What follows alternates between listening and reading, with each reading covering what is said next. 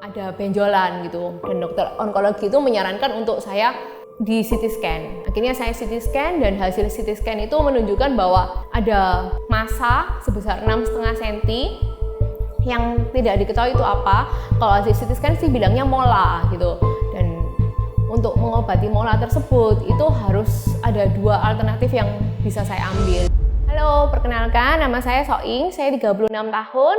Saya seorang istri dan seorang ibu dari 2 orang anak. Inilah cerita hidupku, menginspirasi hidupmu melalui kisahku. Dimulai dari tahun 2019, saya mengalami titik terendah dalam hidup saya. Diawali dari mulanya kehamilan, saya mengalami kehamilan, tapi janin yang ada di dalam perut itu tidak berkembang, sehingga mengharuskan harus dikeluarkan dari rahim. Nah, dokter memberikan obat minum untuk saya minum supaya kantong janin yang ada dalam perut itu bisa keluar gitu.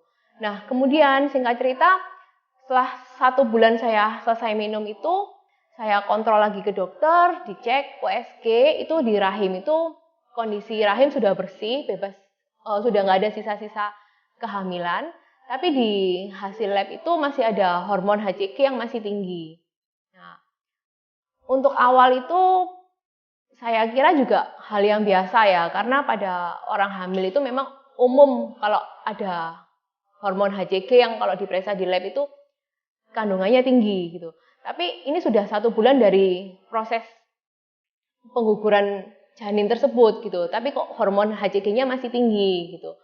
Nah, suatu waktu ketika saya USG lagi, dokter bilang ada benjolan di dekat rahim saya, di daerah indung telur kanan saya. Waktu itu bilangnya kayak gitu. Dan nggak tahu ini benjolan ini apa, seperti kayak gitu.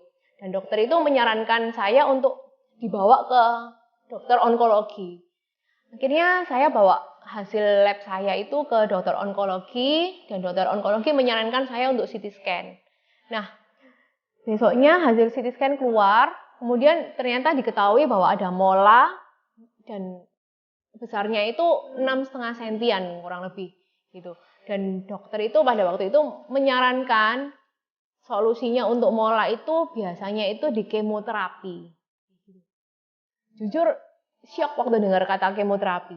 Saya sama suami saya tanya, selain kemoterapi apa yang bisa kami ambil gitu. Dan dokter itu bilang pilihan berikutnya adalah dioperasi angkat rahim. Wah, ini pilihan yang sulit ya, gitu loh. Karena bagi saya kemoterapi itu udah, dengar kata kemoterapi itu udah menyeramkan gitu, menakutkan buat saya. Karena saya nggak membayangkan sakitnya, saya nggak membayangkan efek dari kemoterapinya, gitu. Saya takut melalui itu. Tapi di satu sisi saya juga nggak mau kalau untuk diangkat rahim, karena pada waktu itu saya masih 32 tahun. Gitu. Nah, kemudian akhirnya saya pulang ke rumah, saya disuggest untuk periksa ke second opinion, saya pergi ke profesor di Surabaya, tapi ternyata profesor itu juga menyarankan yang sama. Kalau profesor tersebut malah menyarankan langsung dioperasi aja, seperti itu. Nah, hati saya sama suami saya hancur pada waktu itu. Karena kita bingung, kita nggak tahu harus milih keputusan yang mana. Kita merasa takut untuk mengambil 2 keputusan yang sulit ini. Nah, kemudian kita doa bareng-bareng, kita nangis bareng-bareng. Saya nggak pernah lihat suami saya menangis. Pada waktu itu kita menangis bersama. Kita benar-benar syok, benar-benar sedih dengan apa yang terjadi pada hari itu, gitu. Nah, akhirnya kita doa bareng-bareng. Pastor dari gereja saya juga mendoakan saya, dan pastor itu menyarankan saya untuk operasi angkat rahim. Tapi pada waktu itu dari hati kecil saya masih nggak rela, saya masih nggak mau untuk dioperasi angkat rahim. Gitu. Akhirnya saya memberikan keputusan, ya udahlah, coba saya di kemo aja dulu gitu. Kalau memang nggak ada hasil, baru nanti kita angkat rahim kayak gitu. Akhirnya saya memutuskan untuk di kemoterapi. Dan saya menjalani kemoterapi itu selama kurang lebih 4 cycle. Kurang lebih 2,5 bulan saya menjalani kemoterapi di Surabaya. Dan itu prosesnya sungguh luar biasa sakitnya. benar-benar sakit. Padahal kemoterapi yang saya terima ini kemoterapi dengan obat yang paling ringan, cuma dari suntikan gitu. Tapi efeknya itu benar-benar luar biasa, sakitnya banget gitu. Jadi sampai saya itu nggak bisa makan, sampai bibir, lidah itu semuanya itu udah pecah dan penuh kayak sariawan semua gitu, sehingga saya nggak bisa makan. Ketika kalau minum aja di gelas itu udah keluar darahnya gitu, saking lukanya bibir dan lidah saya gitu. Itu membuat membuat saya cuma bisa tiduran di kamar, nggak bisa kerja, nggak bisa ngurus anak-anak. Suami saya lihat kondisi saya pada saat itu juga benar-benar sedih. Mama saya dari Surabaya tinggal di Kediri nemenin saya nggak bisa makan, juga pasti sedih ya. Seorang mama ngelihat anaknya kayak gitu pasti nggak tega gitu kan. Singkat cerita, saya udah menjalani kemo sampai 4 cycle itu, tapi ternyata hormon HCG saya itu udah turun tapi nggak signifikan gitu. Dan mola benjolannya itu yang harusnya kalau ditembak pakai kemoterapi itu bisa mengecil, itu yang terjadi di saya itu ternyata nggak mengecil gitu. Jadi nggak mengalami pengecilan yang signifikan gitu loh. Akhirnya karena suami saya udah nggak tega ngeliat saya kayak kondisi kemo seperti itu, mama saya juga nggak tega. Akhirnya kita putuskan untuk coba periksa ke Singapura. Nah, akhirnya setelah kemo keempat, saya kontrol ke dokter di Singapura. Kemudian saya di MRI ulang ya. Saya di MRI ulang dan ternyata pada waktu itu molanya benjolannya itu udah turun sih. Jadi 4 sekian senti gitu.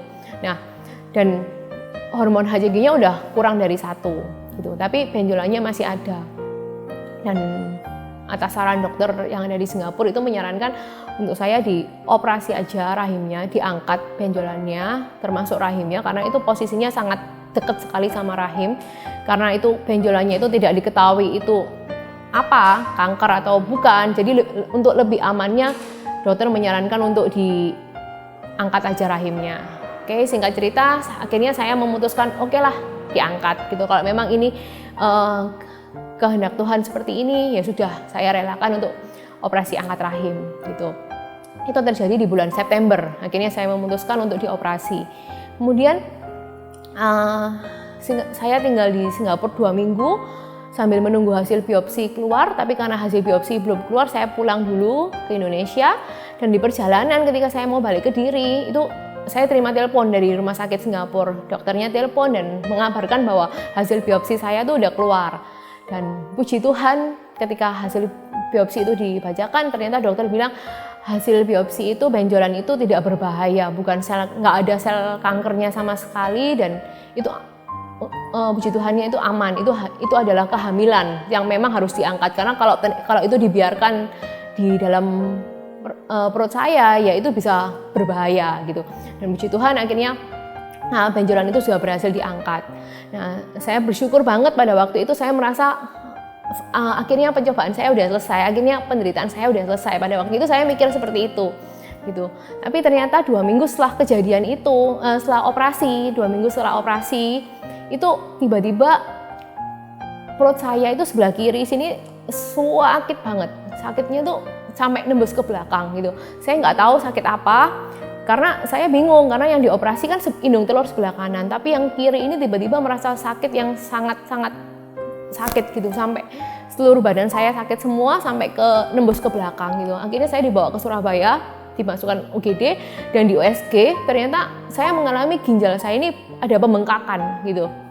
Dan saya bingung kan, karena habis 2 minggu baru selesai operasi, baru pulang dari Singapura 2 minggu. Kok ini ada sakit ginjal lagi gitu, kenapa gitu. Jujur saya pada waktu itu ya bingung, kenapa kok ginjalnya bisa bengkak gitu. Tapi kita nggak melakukan tindakan apa-apa pada waktu itu karena kan saya baru selesai operasi ya gitu. Jadi saya hanya dikasih obat minum untuk ginjal saya.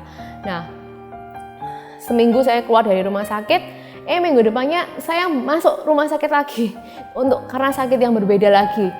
Jadi dalam waktu nggak sampai sebulan ya itu udah masuk rumah sakit 3 kali pada waktu bulan September itu. Saya sampai kayak merasa ya ampun ini apa lagi ya gitu loh yang terjadi sama saya, kok sakit nggak berhenti gitu loh, habis sakit ini, kayak nggak habis gitu loh. Akhirnya ya sudahlah, udah dikasih obat, selesai saya keluar dari rumah sakit, saya harus kontrol ke Singapura untuk ngecek hasil jahitan operasi saya kan gitu. Akhirnya saya kembali ke Singapura, sekaligus saya kontrol ginjal saya. Ternyata yang menyebabkan ginjal saya bengkak itu kapan hari itu adalah adanya penyempitan di saluran kencing saya gitu. Jadi yang menyebabkan akhirnya penumpukan di ginjal yang menyebabkan ginjal saya itu bengkak. Ketika dokter bilang kayak gitu dan harus dipasang alat namanya stent di saluran kencing saya itu supaya ginjalnya nggak bengkak lagi. Jadi ada tindakan lagi yang harus dilakukan. Sampai di hotel itu saya menangis. Saya masuk kamar, saya menangis banget sama Tuhan. Itu saya merasa kayak itu titik terendah saya di situ. Jadi yang saya rasa pada saat yang saya pertama pikir titik terendah saya pada saat kemo, tapi ternyata ketika saya harus balik untuk dioperasi lagi, untuk dipasang alat lagi di ginjal, di saluran kencing, saya baru tahu ini Tuhan, ini titik terendahku. Aku nggak sanggup gitu. Aku nangis pada waktu itu, saya nangis banget. Kenapa Tuhan kok harus terjadi? Kenapa kok aku harus melalui ini lagi? Kenapa kok aku harus dioperasi lagi gitu loh? Padahal aku barusan selesai dioperasi, aku kok harus dibuka lagi perutku? Saya merasa takut gitu. Saya merasa takut, merasa sedih banget. Saya merasa kayak ini pencobaan apa lagi ya? Kok saya harus dihadapkan dengan hal-hal kayak gini gitu. Nah, terus saya doa. Saya ada rasa apa ya waktu itu? Merasa ada rasa takut, ada rasa sedikit marah mungkin ya. Karena kok saya mengalami hal-hal seperti itu. Tapi kemudian Tuhan kayak ingatkan gitu loh. Kemudian ketika saya doa, saya dapat ayat waktu itu di Ulangan 31 ayat 8 yang berkata, sebab Tuhan Dia sendiri akan berjalan di depanmu, Dia sendiri akan menyertai engkau, Dia tidak akan membiarkan engkau dan tidak akan meninggalkan engkau. Janganlah takut dan janganlah patah hati. Kayak gitu. Saya dapat kata-kata seperti itu. Saya dapat ayat seperti itu yang itu menguatkan saya sekali pada waktu itu. Saya merasa oke Tuhan, kalau memang ini yang harus saya jalani, oke, akan saya jalani asal Tuhan beserta sama saya dan aku percaya Tuhan itu setia gitu. Akhirnya ya udah aku jalanilah proses pemasangan stent itu gitu. Nah, singkat cerita proses pemasangan stent selesai, saya kembali pulang ke Indonesia. Nah, pas kembalinya lagi untuk ngelepas stent setelah 3 bulan, saya mengalami hal yang nggak disangka-sangka lagi. Saya mengalami alergi obat yang saya nggak tahu kalau itu ternyata alergi obat gitu loh. Jadi ketika saya di airport, saya mengalami tiba-tiba serangan kayak mau pingsan gitu. Jadi matanya gelap gitu, nggak bisa kayak berkunang-kunang. Terus nafas saya sesek, jantung saya berdebar. Dan saya nggak tahu itu apa gitu. Badan tuh kayak kaku semua, udah kayak mau ngomong udah nggak bisa gitu. Nah ternyata itu saya alergi obat dari salah satu obat yang saya minum gitu. Dan saya merasa takut banget pada waktu itu, saya mengalami takut lagi. Waduh, saya takut ini terjadi apa-apa ini nanti di airport, karena waktu itu suami saya masih harus check in untuk masuk pesawat. Saya sendirian, saya takut kalau pingsan di tengah jalan kayak gitu. Untungnya puji Tuhannya saya dapat pertolongan dengan cepat. Ada hospital di airport pada waktu itu sehingga saya bisa segera dikasih obat untuk anti alergi saya. Nah, akhirnya puji Tuhan sampai hari ini saya bisa bertahan setelah menjalani masa-masa titik terendah itu. Kadang mungkin kita berpikir kayak gini ya, ikut Tuhan itu pasti enak, pasti nggak ada masalah, pasti jalannya kayak aman-aman aja. Padahal sebenarnya Tuhan itu nggak pernah menjanjikan seperti itu.